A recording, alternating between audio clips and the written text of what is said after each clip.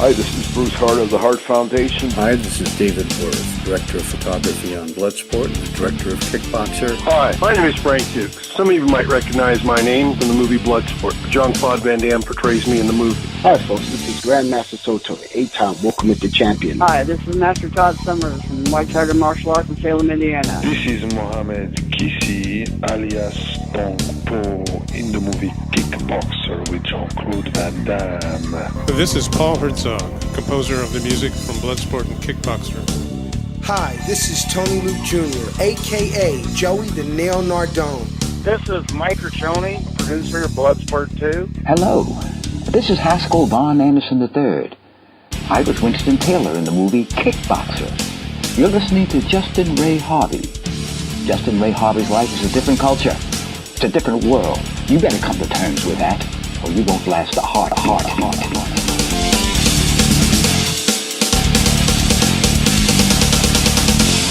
I appreciate the invite, and I have a lot to speak on, and over the coming months, I'm in hope that we can cover some of the issues that I would like to bring forth to the karate audience and the general public in general. Yes, sir. There's just so many times that at tournaments and seminars we don't have the time to really speak our mind on certain issues because everybody's busy refereeing and judging or getting ready to go. So to provide a little extra time that we can tell what's on our mind and how we feel about certain things. Yes, sir. And one of the things we need to address is the young kids that are getting these black belts at this young age of 5, 6, 7, 8, and 9 years old. Well, heck, it takes that much time to become a black belt, period. So how can they get a black belt at that young age and giving them high degrees, 3rd, 4th, 5th degree, and they're under 9 and 10 years of age? And how can we have a black belt division of a 5 and 6 year old? This stuff is ridiculous that they're doing out there. Oh, absolutely. And the other thing that needs to be addressed is everybody's claiming to be a grandmaster nowadays. Everybody is a soaky. They change 1 or 2 techniques and they think they done created a whole style. Yes, sir. I would like to go out and ask them, first of all, what was wrong with the original style that you studied? You think the masters didn't know what they were doing? Yes. They didn't know what they were talking about? So the wheel has already been discovered. So how can these people change 2 or 3 techniques or mix 2 or 3 techniques from a different style and say they done created a new style? The style has already been developed. Wow. Another thing that needs to be brought to these karate people attention, Sensei Harvey, is that a red belt is not for students. These people are really naive and don't know their history. The red belt is for a grandmaster. These people that created these styles has been in karate for 45, 50, and 60 years. Those are the grandmaster. A grandmaster is a 9th and 10th degree black belt. Wow. And they wear a solid red belt. We got the different degrees, as everyone know of. First on up to 10th degree. Our original colors was white and black. Then we had, in competition, white, brown, and black. And here in the United States, back in the 60s, we had white, green, brown, and black. even with the Taekwondo system, and the Taekwondo has brainwashed these folks, these Americans. They became so naive, being brainwashed, that they're using a red belt for a brown belt. Well, they're slapping all the grandmasters right in the face, so they need to be straightened out and need to go and learn their history. And they're going to see that the Koreans got mad with the Japanese and wanted to disgrace the Japanese in Okinawa, and they took the red belt and demoted it down to a brown belt, and now they all wearing red belts instead of brown belts, and that's a slap in the face to the grandmasters of the Okinawans and, well, all the martial arts. Aikido, a red belt is for a grandmaster. Judo, a red belt is for a grandmaster. Jiu-jitsu, a red belt, if they wearing belts, is for a grandmaster. And in karate, very definitely, a red belt is for a grandmaster. You know, judo started the belt system. These grandmasters would probably turn over in their grave to see these kids out there wearing brown belts. Well, they would say, well, Vic, you see, my style, we're Taekwondo. My style, we wear a red belt instead of a brown belt. The belt doesn't represent your darn style. Well, I don't want to call them stupid, but naive, uneducated to the history. Yeah. Well, you see, my style. Well, what if we said of a certain style, let's say Ishinru, decided that we're going to change the belt system from a black belt of what it means and put it down to the second belt. We'll go white, black, and then we'll go yellow and blue and green. Oh, no, you can't do that. The black belt is for an instructor. The black, well, a red belt is for a master. And they have brainwashed the folks so much that they say, do you do karate? No, we don't do karate. Well, the Koreans are, so they got them so brainwashed that, no, we don't do karate. We do Taekwondo. Wow. Well, all you're doing is Korean karate. If I ask you, do you drive an automobile, Justin, and you say, no, Dr. Moore, I drive a Toyota. But do you drive an automobile? No, I drive a Toyota. Do you do karate? No, I do Taekwondo. Korean didn't want to use any words of Japanese. They were so turned off to the Japanese. They had a lot of prejudice going, so we'll be discussing some of that as we go through the different shows here with you. But these are some of the things I feel need to be brought to the karate world and even the general public. The parents out there, they see their kids wearing a red belt, and then here's a person been in karate like myself for 63 years. Well, they get kind of confused. Is this old man still a brown belt? Or is my child definitely is not a grandmaster? Well, we need to standardize the belts and we need to get some order going. Everybody can't just keep creating their own stuff, changing the wheel. They put a new design into the wheel and they think they done created something totally new. Yeah. So they need to be educated. They need to learn on the history. They need to know that a red belt is for a grandmaster. They need to know it takes 5 or 6 years to become a black belt. So these kids, 5, 6, 7, 8, 9 years old, are too young to be a black belt. They don't have the maturity. They don't have the wisdom. They don't have the power, the technique, the deftness. Karate is a martial art. It's not a kiddie game. So we need to address some of this. Oh, absolutely. And And real quickly, Grandmaster, so that I can have it to add to my shows, can you quickly say, hello, this is Grandmaster vicmore. You're listening to Justin Harvey.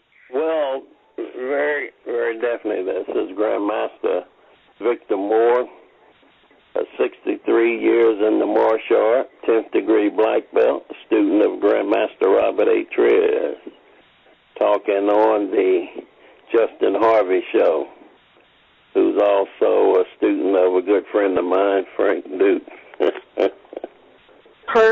Perfect. And while I've got you on here, Grandmaster vicmore, would you mind sharing one of your? You probably have lots of stories and stuff, but could you share one of your favorite stories surrounding you and Grandmaster Frank Dukes, please? Well, he was present when I had beat Bruce Lee in a speed match out in California, and came up to me as a young kid and wanting to learn some of the techniques, how to be as fast as I was.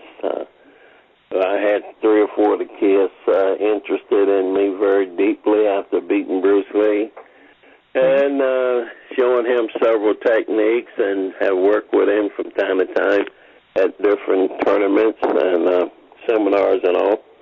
Mm-hmm. And I don't want to stick my chest out too much, but he's got a very big reputation, and he would give me credit as being one of the individuals that helped made him as successful as he became. Mm-hmm. And my competition days go way back to the late 50s up in Canada, and the first tournaments here in the United States. I defeated just about every national champion that was out there. Mm-hmm. I'm the first African-American national karate champion, defeating Big Mike Foster at the USKA Grand Nationals in Florida, mm-hmm. defeating the All-Korean champion at June Reed's tournament in 1967, defeating the Hawaiian champion, who was undefeated at the World Championships in Richmond, Virginia in 1966, mm-hmm. and I can go on. And we'll be telling them about some of my competition days, but I defeated Joe Louis to become the first world professional karate champion. Mm-hmm. And the only one as a black belt, defeated Mike Stone. Mike Stone had 91 straight victory. His only defeat come to my hand. Mm-hmm. I defeated Bill Superfoot Wallace for the World Championship in 1970. Mm-hmm. Defeated Jim Kelly at the team championships out in California. Wow. And we'll be discussing some of them. Defeating Bruce Lee 4 out of 6 times. Now, that's amazing in itself, Grandmaster. Oh, yeah, at the internationals. Mm-hmm. People live in a dream world. They think what they see these movie stars doing in the movies, that they can do this stuff for real. But mm-hmm. Bruce Lee, not to take anything away from him as far as an actor, he was a great actor, but he never competed in these major tournaments or any tournament, really. He never defeated anyone. He was a good actor, great actor. I'd like to see more of his movies and all. But mm-hmm. there was Steven Seagal and other movie people that mm-hmm. Was very good in their art. So the movie world is for the movies. People live in a dream world, a fantasy world. They think that all these movie stars actually know the martial arts. They know it to a certain extent, but they're not champions. To be a champion, you have to have competed. Mm-hmm. And if you competed, you must have won to be a champion. Yes, you can label yourself a champion and you never competed. Oh, you're a world golf champion, and you don't mm-hmm. even know how to play golf, but the movies have you making holes in ones and 40-foot putts and everything else. Come mm-hmm. on, get real. The movies are for the movies. Yes, sir. For the real men. Now, Grandmaster Vicmore, did you see any of Grandmaster Duke's Kumite fights, or did you attend any Kumite fights? I never got a chance to attend them, but I've seen some of the footage and all. But showing them some of the techniques is no doubt in my mind. You know, the depthness that we have in our martial art, and that's one of the things that these people got to understand. Karate is not a little kiddie game. Karate is to kill, it's to maim, it's to hurt. So that's why we have a killing punch, a killing technique. Not that we actually teach people to go out on the street and kill naturally, but the art is a military art. It's for combat. It's not a little kiddie game. So your techniques is taught to be able to destroy your opponent, not to tag them and tip around and jump around and pity-pat. Karate is a man's game, as to say. It's a deadly art. That's why it's a no-contact art. We can't make contact because we'll be killing each other. When we started our first, Joe Louis and I introduced kickboxing and full contact on the Merv Griffin show in '69 on the Merv Griffin National TV show. And we were showing some of the techniques, but the producers made us stop because they thought we were killing each other, but we were just going light with each other. Wow. Master Trias, after the first full contact tournament, had some of us to swear that we would never pursue it because it was too deadly.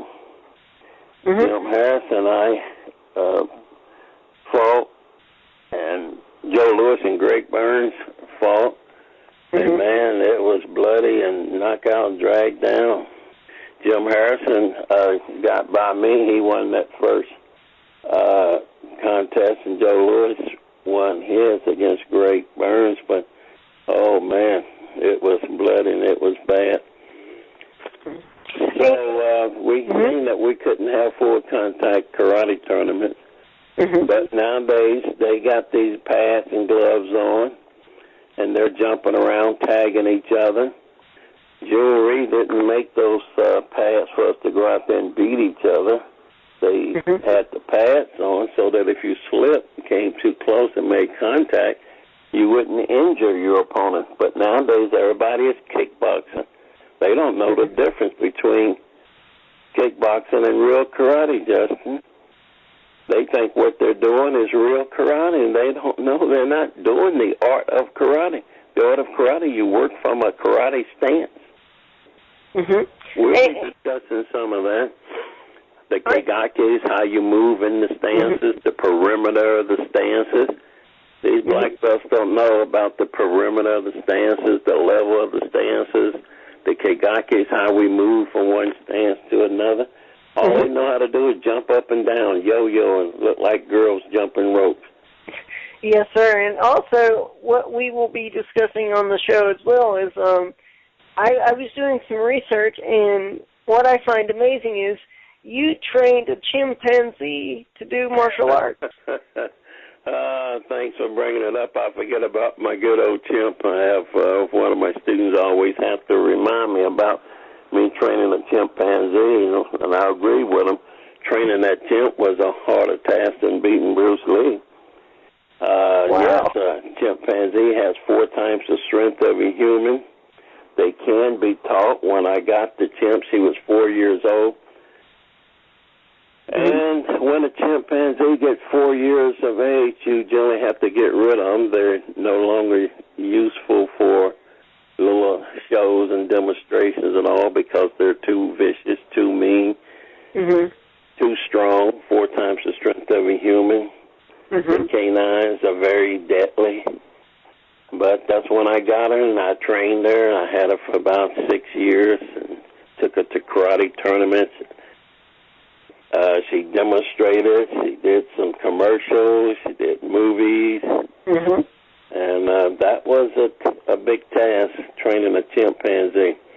Took it as a dare. Amazing. Well, if you can train anybody and anything, why don't you train a chimpanzee? I purchased one, and and trained her. Her name was Trudy. She was a female chimp. Oh. They're pretty vicious. Mhm. But that chimp learned the actual moves of karate. To say if I can teach a chimp, I can teach anybody. We went around to various tournaments showing real techniques. Why are you Koreans giving out all these high-ranking black belts and changing the black belts, the brown belts to red belts and all? We don't need all that. So that was a big task for me. Oh yeah, and also, I believe you told me that you defeated Chuck Norris. Chuck Norris was at the International same year. I defeated Bruce Lee in a demonstration speed drill, and they didn't want to give me the match. Chuck Norris wrote on my program to the guy that had beat me. When he come in for a spinning back kick, I stepped in, tagged him with a reverse punch, sent him into the floor for the winning punch. They had to go into a room and have a discussion and come back out. There was a lot of prejudice back in the day. Even June Reed's tournament, the Final Four, which I was in, he wouldn't allow me to fight for first and second instead of having a regular round robin. I went to tournaments, and they would tell me right off the bat, you ain't going to win first place because we have our man already picked out. Wow. Some of the places wouldn't even let us blacks in. Master Triz, who brought karate to America in 46, started the USKA in 48, used to tell them sometime, if you don't let this boy in, you're not going to have a tournament, because he's the defending champion. So, well, you have to go around the back and come in the back entrance. There was a lot of prejudice during the times, but it just made us fight that much harder. Thomas Puppet out of New York. Jimmy Jones out of Chicago, Illinois. Myself out of Ohio. Artie Simmons out of Erie, Pennsylvania. Russ Perone out of Colorado. Steve Sanders, Muhammad out of California, who's living in Atlanta now. All those were some of the top minorities and had to face a lot of the prejudice at the various tournaments, would be totally cheated out of the tournament, points not called, not given. But Chuck Norris was the only one that really acknowledged, him being defeated. Mike Stone went for years and years saying he's never been defeated. Not a man alive can beat him. They kept nudging him and asking him, what about that vicmore? Well, he's the only one. Finally put it in one of the magazines. The magazine writers, they never would write about the blacks that much or put us on the front cover. Or they may mention us once in a while, but they would tell us that, well, we can't put you on the front because it wouldn't sell. But in the 60s and the 70s, there was still a lot of prejudice, so that's what we had to face. But it just made all of us fight that much stronger. You've done a lot in your career, Grandmaster vicmore. What is your expectations for 2014? I'm going to try and bring this karate back to a traditional status, stop these people from jumping up and down, running around and slapping each other, and people calling it a point, doing katas and turning flips and cartwheels and doing the splits and yelling and screaming on every technique. They just really don't know what they're doing. Going around in a circle, kicking 12 times, just going in a circle. You're not doing a kata. You're doing an exhibition, just a demonstration, that's different. But doing cartwheels and flips and spinning your weapon, throwing it up in the air, catching it behind your back. What in the world is your opponent supposed to be doing while your weapon is up in the air, coming down, and you're catching it behind your back? They're supposed to wait till you finish and then ready to fight again. So I'm going to try and bring karate back to where it's supposed to be, of traditional techniques, stances, blocks, punches, strikes, and kicks. Oh, we don't do those funny little stances no more, vicmore. We just jump around.